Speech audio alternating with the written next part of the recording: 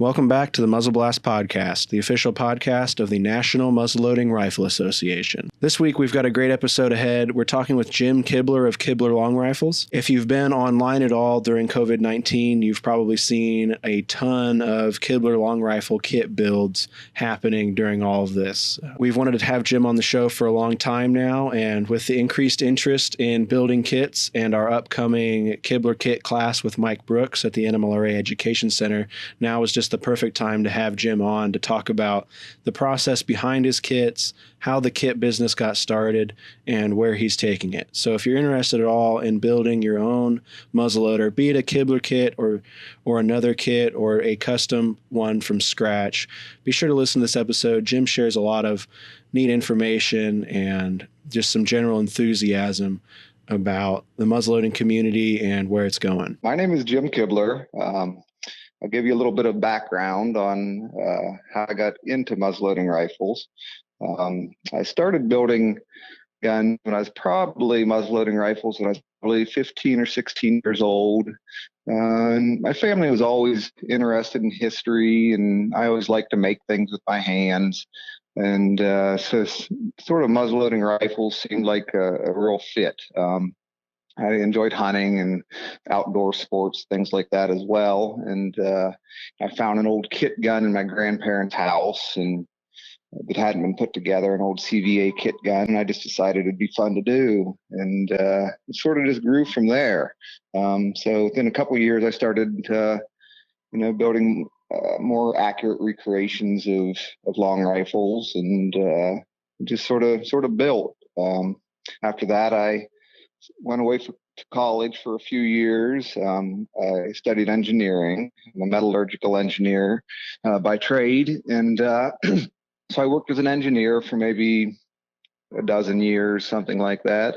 And then I got laid off from a job. And at that point, I started building muzzleloaders full time, just custom guns, basically one-off guns.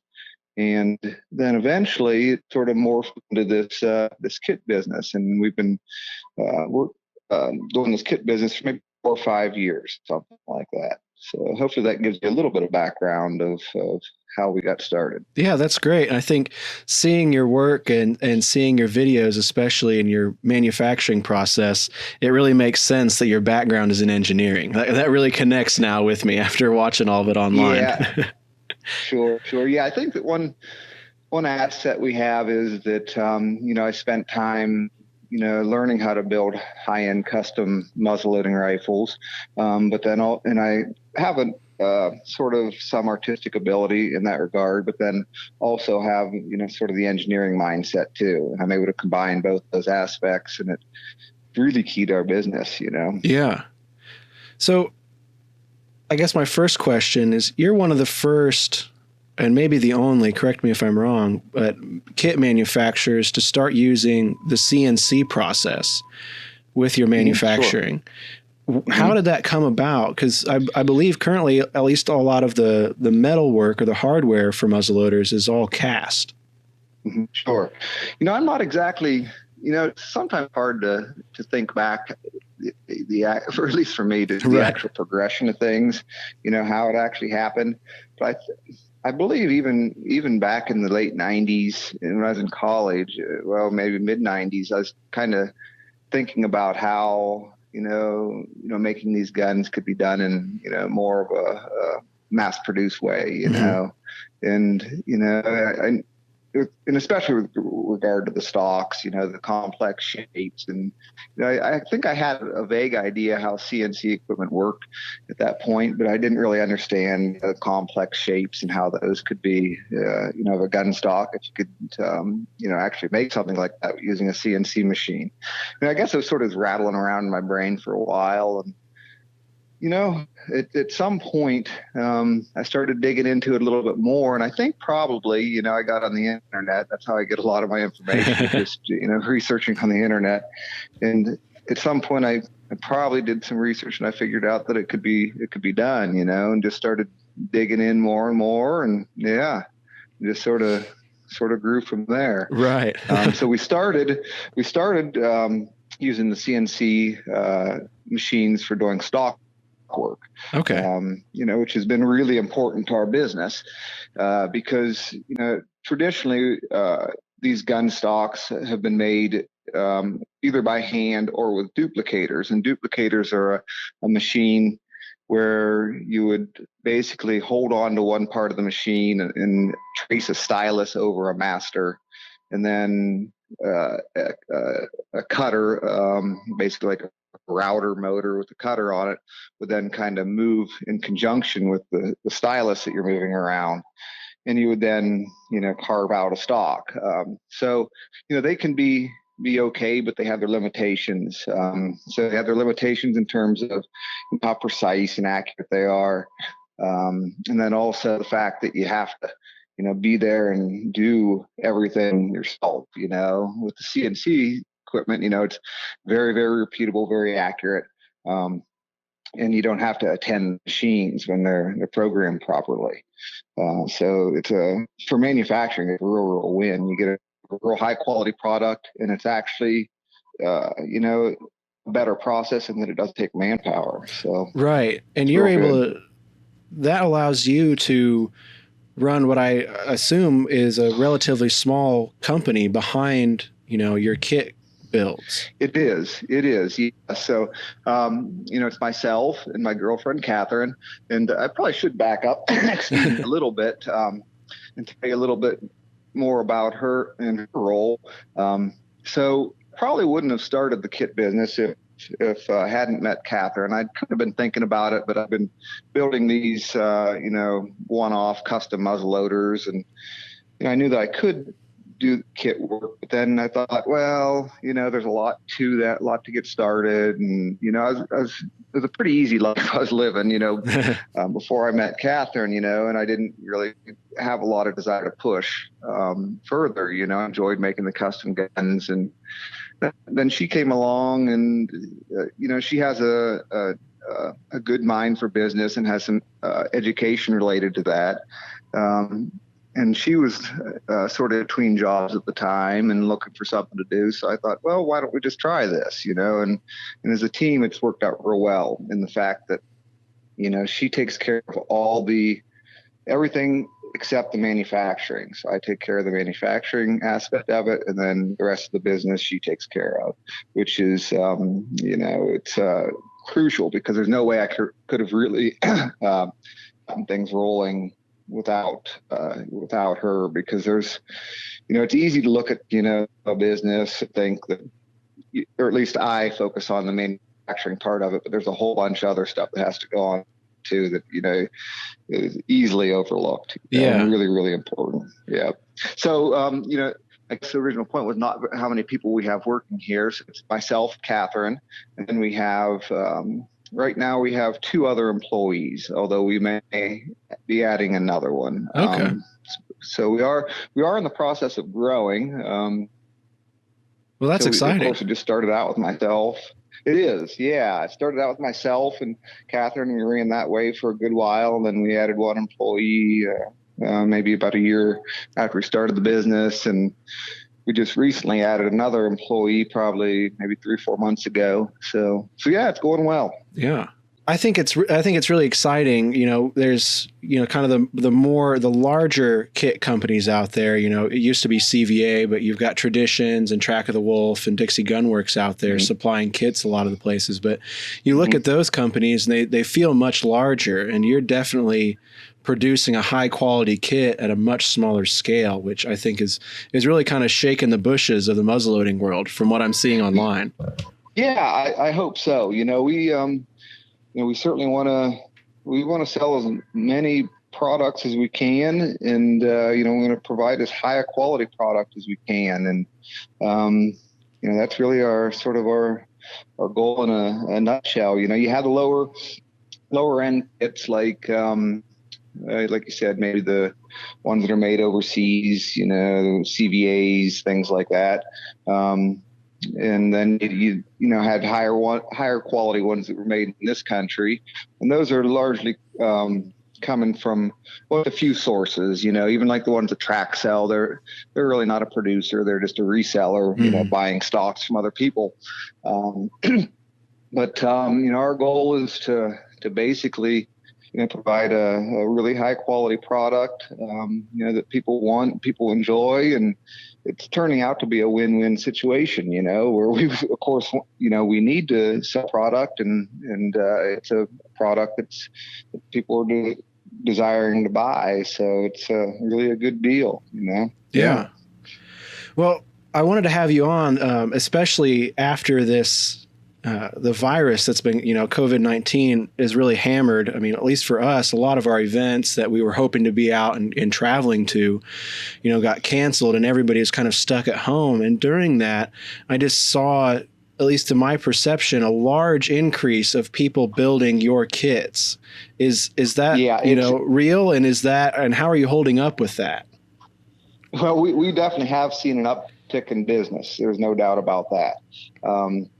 It was kind of surprising. Initially it dropped off pretty radically for like the first maybe week or two or a few weeks, but then I think people were looking for people were looking for projects to work on, being stuck at home, things like that. Business has been pretty good lately. And, we welcome all orders, We'll do what we have to do to get them out the door and to meet the demands. We'll do all we can. So we like the added business. That's for sure. Yeah. The added business I guess it's kind of self-explanatory, but it's good in that it lets us grow the business. It lets us buy more efficient equipment, do more things, add more products. It just keeps the ball rolling, so it's been a really good thing for us. Yeah. And I think muzzleloading in general, in some ways it's been, Katherine talks about this a lot, but it's been, a bit of an exclusive sort of club in from some perspectives, where you had the lower end kits that were readily available that anybody could put together. But if you wanted something that was high quality, it became more difficult. You had to pay a custom builder, and they might be able to do it for you, but there might be long wait times and hassles and trying to find that person. Yeah. Or you might go to another kit that could be made into a high quality gun, but those kits take a lot more skill, and there's a lot more risk involved, and a lot more time that's required to put those sort of kits together.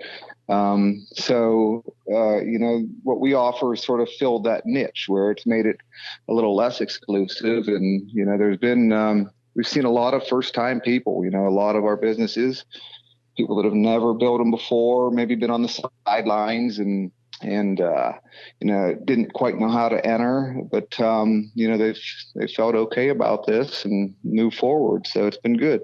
Yeah, I think especially on our end, as far as introductory, muzzleloading shooters, I think there's a weird sense of competitiveness, I guess, in your equipment and your gear, and I imagine that kind of spreads, through just about everything, and people might not necessarily after a few years have their first kit isn't necessarily their pride and joy anymore, and they're looking to upgrade and get into something, and like you say, the guys out there that are building one-off custom guns are making beautiful work, but they can be several years out and the costs can be super prohibitive. And this is a way to give people an option that's something nice, and it's something that they have a hand in. When you're handing out to a custom builder, it's kind of a hands-off, you might you tell them, I'd like this style, this period, these little details, but they don't have a hands-on part of it. And it means more to somebody in the end, of course, if they do have part of it. Yeah. And we found that's an important part of our business, is that people want to have a part in it, but it can't be too much, or else it requires so much time. You can't hand somebody a block of wood and a barrel and a few parts, and, that's going too far. So people like to have their hands in things, but then, make it reasonable as well. Yeah. And that's really important, because we've seen, guns that are completed, that people put together and maybe offered for sale. But oftentimes those guns maybe will sit around a little bit because people actually want the process of putting it together themselves, even though, it'd be a good value to buy a gun that's been completed, one of our kits that have been completed by somebody that, is offering it for sale, but they desire to be part of that process. So, which is good, it's neat. Yeah. And I think that ties in a lot with muzzleloading and living history being an experience. If you want to go out and shoot a lot and shoot fast, you're not going to be shooting a muzzleloader. Yeah. You're shooting a muzzleloader for that experience, for that change of pace, and building your own kit is definitely a part of that. Yeah. If we could, I'd like to talk a little bit about the development process. I was reading I was going through your website before the interview here and reading some of your FAQs and some of the information about the different products. And one of the main questions seems to be, when are you going to offer a left-handed kit? Sure. And I was just curious as to you've just begun to launch, I believe, a new lock. Is that correct? That's right. Yep. What does that process look like for you guys? Are you going back and doing a lot of research? Are you scanning originals? Is that kind of development from the ground up? What's that look like before you're able to ship something out as a new product? Yeah. So it is a time-consuming process, and that's one of the challenges. We're focused on trying to grow the business as fast as possible, but there's some things that there's kind of bottlenecks or roadblocks, and development of new products is that, because it all has to run through me basically. And because it's a very specialized task, and it requires a lot of background knowledge and skills. So that is a bit of a struggle, but it's just something that we have to get through. So yeah, it does start with research, and my experience building guns and studying original guns for years and years provides a real solid background on that, because what we certainly want to produce things that are very historically correct and also well designed, aesthetically appealing. All those sort of characteristics. So we'll get some kind of an idea of what we want to produce, and we want to produce basically whatever we'll sell the most of, and still be enjoyable to make to some degree. But we have to pick products that will give the most bang for the buck initially, at least, and that's what allows the business to get moving and get rolling. Yeah. You have to offer something that people are going to enjoy, but isn't so niche that the number of people that are going to enjoy it is too small to sustain it. Without a doubt. Yep. You have to be careful because there's considerable cost in development. We're getting faster. At least I'm getting faster at the process. Because each time you go through it, there's a learning curve to it. And after you've done it, you get a little bit faster, and you find new ways of doing things and so forth. But it takes many months to maybe, I don't know, of solid work. It may take 4 or 5 months maybe to develop a kit, one particular kit. So it is time consuming. And all you that, have to be careful with what you pick. And all of that time doesn't, that development time doesn't mean that the normal day-to-day stuff goes away. That's just kind of in addition to. You got it. Yeah. So you have to try to fit it in, Yeah. So it's that's where we are trying to find people that can fill some of those roles that I've been taken care of. And kind of looking forward, I think that's a goal of the business is, my pretty much focus would be just developing processes, and then at some point those processes would hopefully be solid enough they could be handed off to somebody that would be more in charge of the manufacturing process. Yeah. So yeah. So you asked about how it's done a little bit too, maybe, and I could go into that a little bit. Yeah, I don't want you to feel like you have to give away any secrets or anything, but just a little glimpse would be great. Yeah, I'd be happy to do that. So CNC equipment, it basically needs, it has to be, what that means is you have to tell it how to move, where to go. So there's software, there's computer programs that allow you to basically do that. And you pretty much have to have more or less have a model, sort of like a virtual model of what you're trying to produce. So most of those today are three-dimensional models, where it's actually a three-dimensional object that you can rotate around your screen, and it's a solid body three-dimensional object.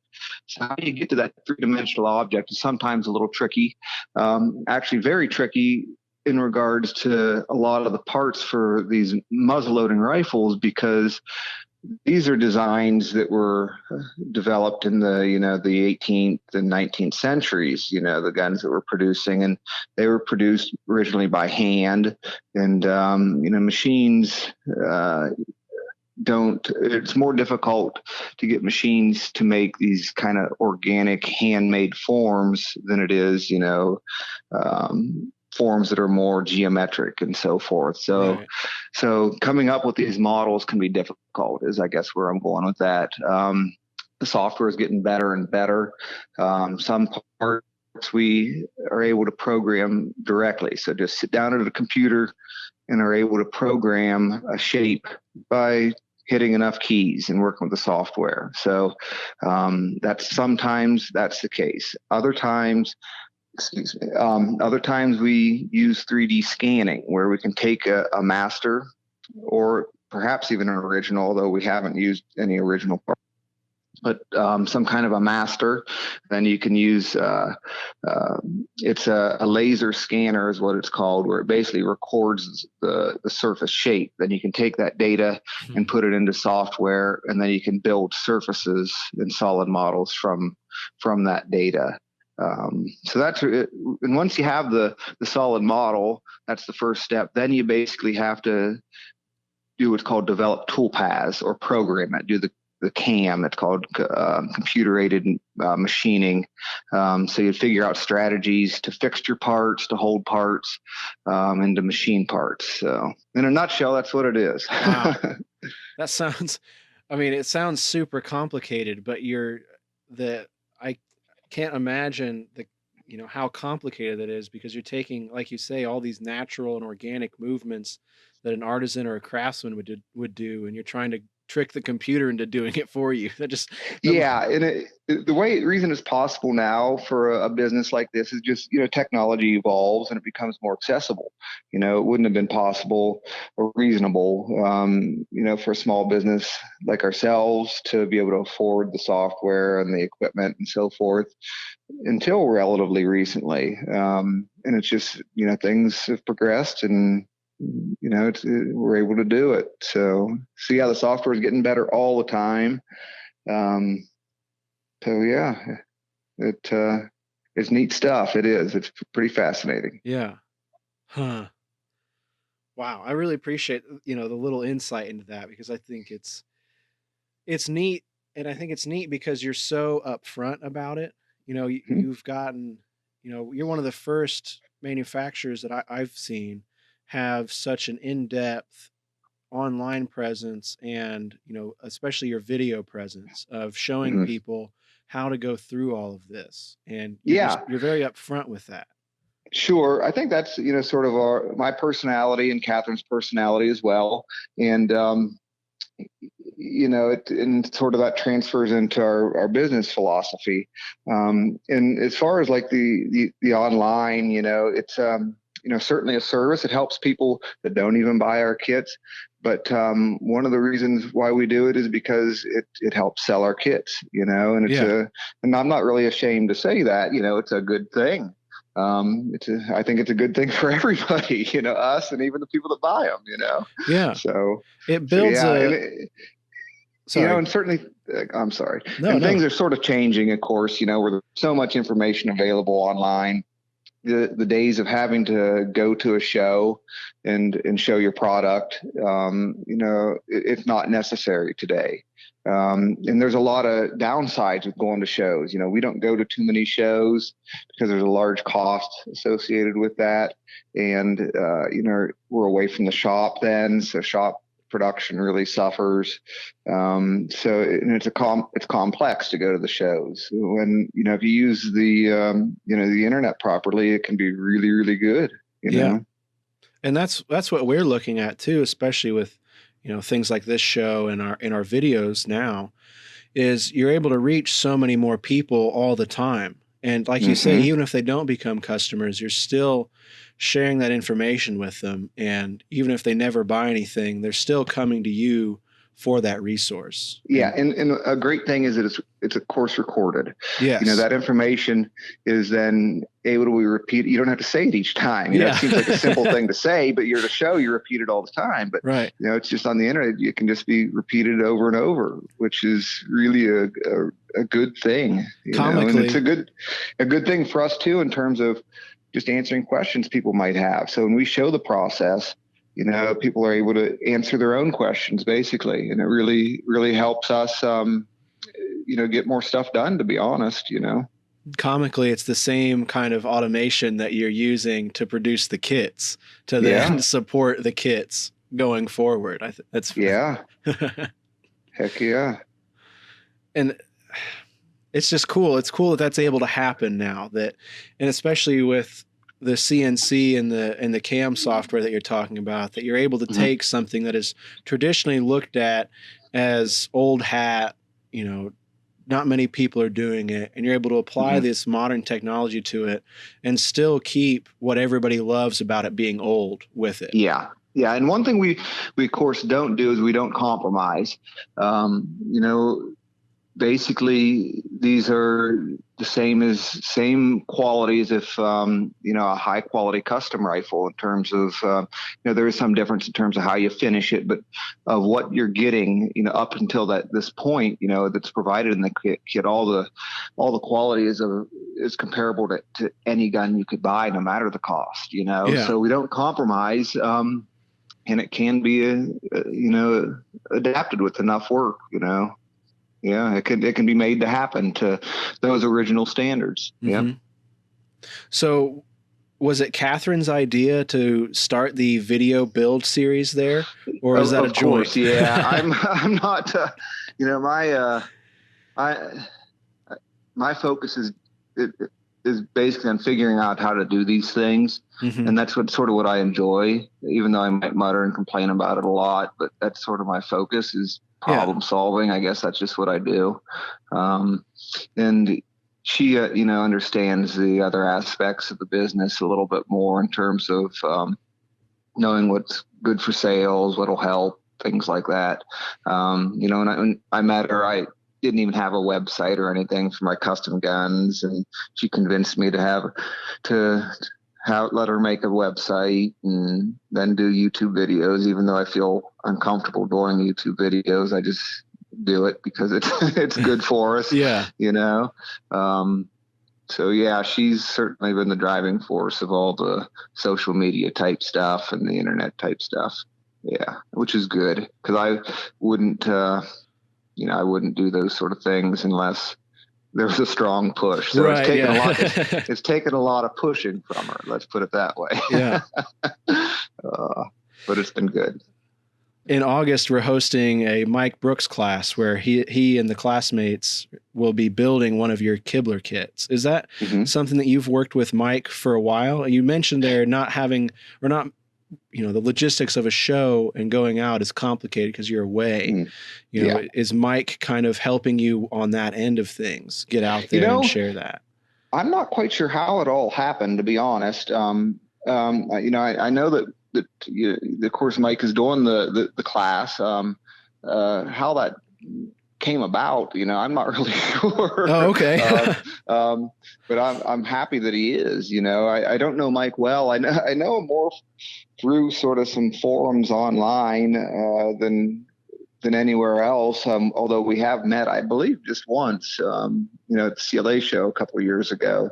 But I'm real glad Mike is doing it. Mike has just a great deal of experience, building these guns, and he's fast and efficient, approaches it, in a very workmanlike manner, but also, really focuses on being historical correctness and so forth. And, I think he's taught classes before, maybe at Connor Prairie in years past. So he has experience teaching, and I think, it's a great thing, Yeah. Heck yeah. Well, I'm not after hearing you talk about the hecticness and how focused you are on the work. I guess I'm not surprised that you're not, I think you're not really hands-on with that. You're focusing on what you're doing.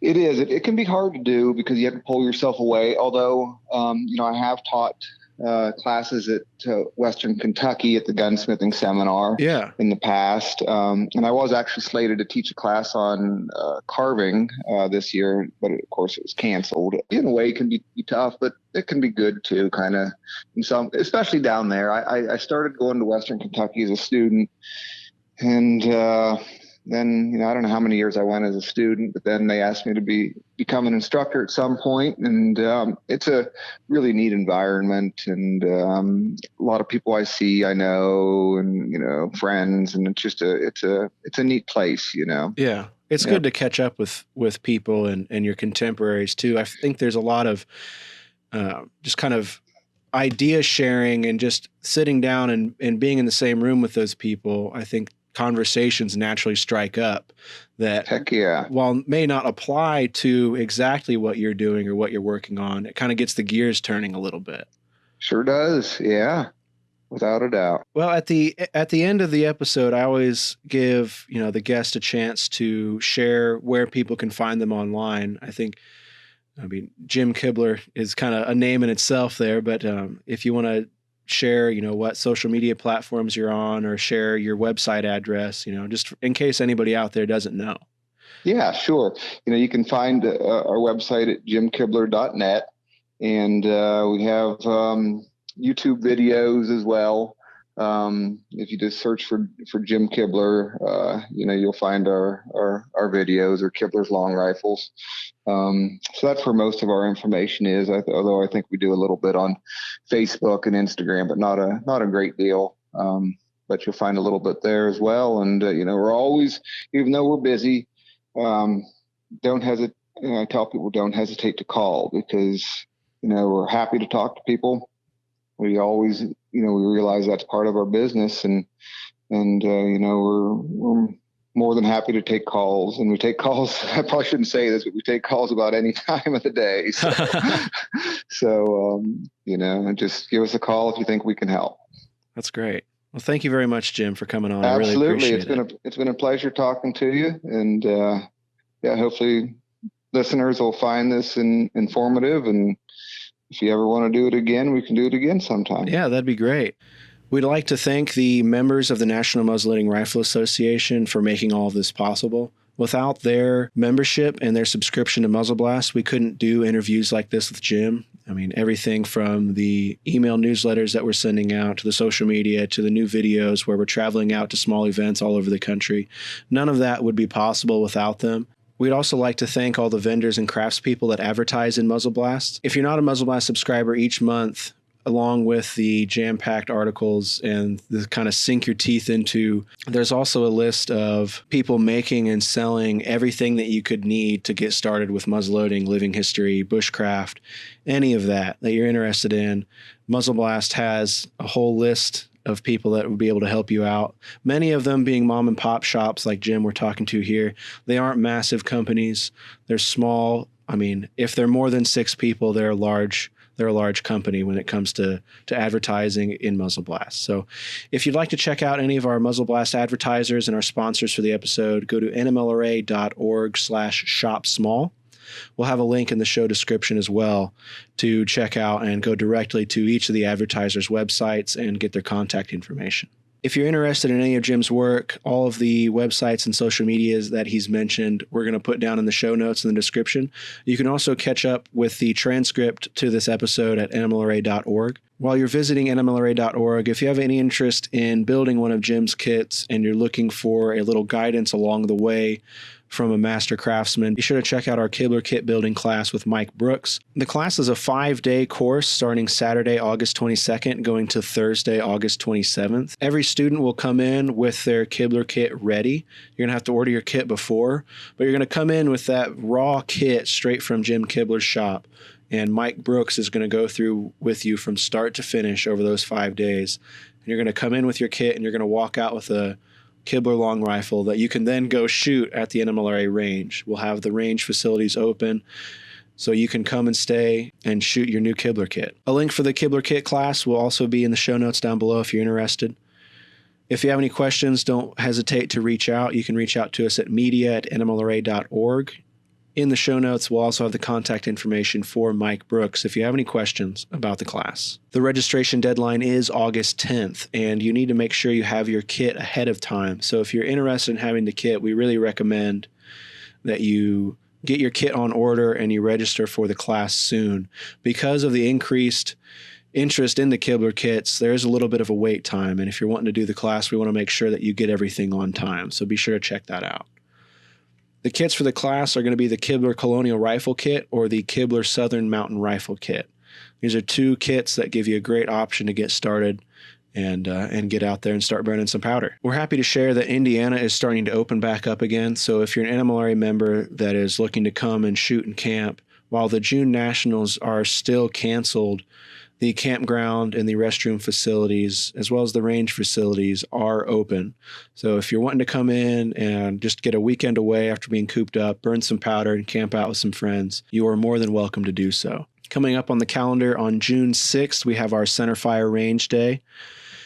And then Friday, June 26th, the 2020 Women's Weekend starts. So if you're interested in coming out and hanging out, if you're new to muzzleloading, interested in getting started in muzzleloading, this is a great weekend to come out. We'll have instructors on just about every range with loaner guns and free materials to get started and, in general, learn how to start muzzleloading. And then Friday, July 24th through the 26th, we're having our 2020 Primitive Range Family Reunion. Range Officer Tim Hamlin is organizing this event as a way for everybody who missed out because of the June shoot cancellation to come down, have a small organized shoot for some small prizes, powder and medals, camp out and have a good time. While you're welcome to Camp Modern, if you have a camper, you're welcome to bring it down, or if you have a modern tent camp, you're welcome to bring that down. Primitive dress and primitive camp is encouraged but not required. If you're interested in that event, it's $10 for a single person or $15 for your family, and that includes your range and your camping that whole weekend. In August, we're happy to host the NMLRA Regional Black Powder Cartridge Silhouette Championship. That's August 14th, 15th, and 16th. And in conjunction with that, we're hosting a Black Powder Bonanza, where we'll have several of the lines open with organized fun matches and instructors and range officers, on the ground, so you can come out and learn how to shoot black powder and get started and have some fun. If you can, please subscribe on iTunes and Spotify and give us a rating. That really helps us get out in front of more people who are interested in muzzleloading and living history, but might not necessarily know about the NMLRA or muzzle blasts. As always, as a thank you for listening, if you purchase anything from the NMLRA store online and use the code podcast10, you'll get a 10% discount on your order. That's just a little thank you from us to say, hey, thanks for listening to the show. We really appreciate it. If you have any suggestions for the show, any comments, any critiques, feel free to email us at media@nmlra.org. We're always looking for feedback on ways to make the show better. Thanks so much, and keep your powder dry.